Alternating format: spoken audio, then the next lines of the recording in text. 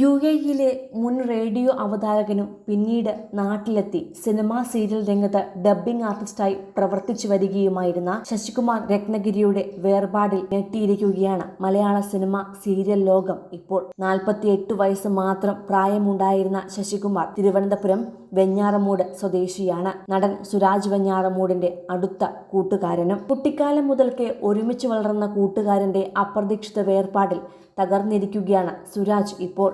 വെഞ്ഞാറമൂടിലെ സുരാജിന്റെ വീടിനരികെയായിരുന്നു ശശികുമാറിന്റെയും താമസം.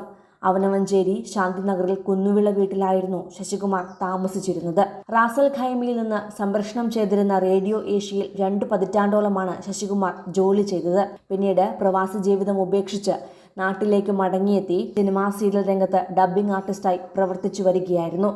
ശശികുമാറിന്റെ ഘനഗാംഭീര്യം നിറഞ്ഞ ശബ്ദം കേൾക്കാത്ത ഒരു മിനി സ്ക്രീൻ പ്രേക്ഷകർ പോലും ഉണ്ടാകില്ല.